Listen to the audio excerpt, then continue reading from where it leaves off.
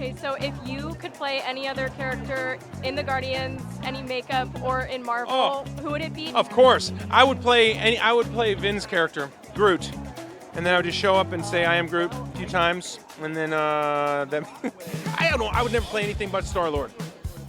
Star-Lord is my character, and I'm so grateful to be Star-Lord. And what was it like to have him be the star of this film in the trilogy as it maybe closes?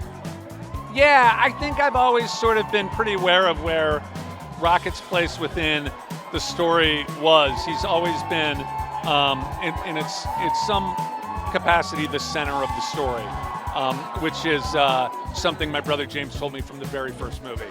And so even though it doesn't always look like that, we get to kind of see how that all gets pulled together in this final film.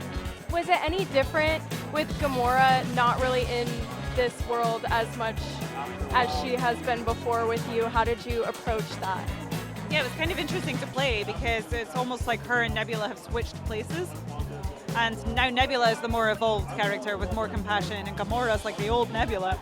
So that was kind of interesting to play around with, and Nebula in general is different this time around. She's got much more of a sense of humor. Okay, so I know in the Christmas special, there's the reveal that Mantis is Peter's sister. Does that come into play a lot in Volume 3, and how can you describe that? Yeah, of course. I mean, the stakes are bigger for sure, you know, so whatever happens to Peter Quill, it means a lot more to Mantis. Also, it's a secret that I had to hold on to for years because James Gunn told me about them being siblings when he cast me in the movie, and the reveal was supposed to be done in Volume 2, and then they cut it out of the movie, so I had to hold on to the secret for a long time. Yeah. Awesome. Okay, and you know, she was craving for a family, so this connection means a lot to Mantis for sure. Yeah. Awesome. And what was it like working with him to develop this character, and what did you bring into this character? The faith he gave me to ground this character was incredible because he told me about it long before we did the screen test. So I had several weeks to just go and play with ideas and throw things at him and stuff.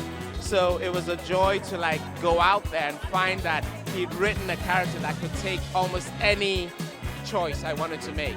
And it allowed me also, he really wanted me to tap into my background as an actor in Shakespeare and stuff to bring that to it. So I was able to think of Richard III, Lear, Henry IV, all these guys influenced my performance in this. And also Gary Oldman.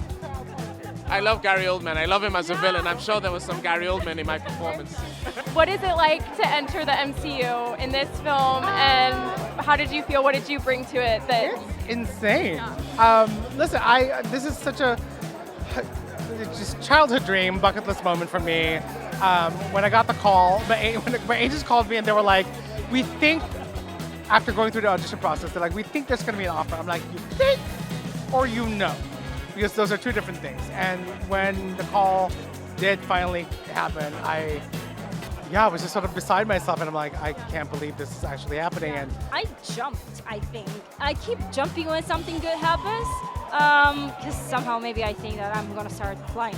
I don't know, I'm joking. But it was amazing because joining the MCU, and especially joining with Guardians of the Galaxy and James Gunn, who is absolutely a genius and one of the greatest human beings in the planet.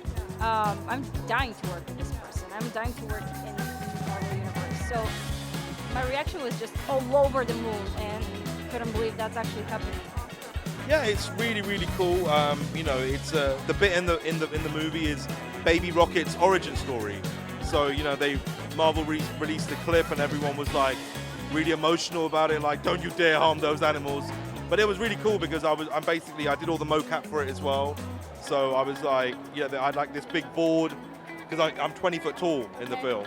So they're all looking at me like that, and I'm in a wheelchair. So I was literally in a wheelchair, wheeling my stuff around in a mocap suit with all bits of meat hanging out of me. It wasn't a sexy look, I'll just say that.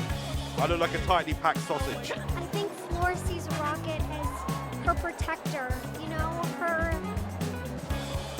buddy, her protector, her almost not a parent-like figure, but just will always have her back, you know, and always be there for her no matter what. And that's her safe person, you know.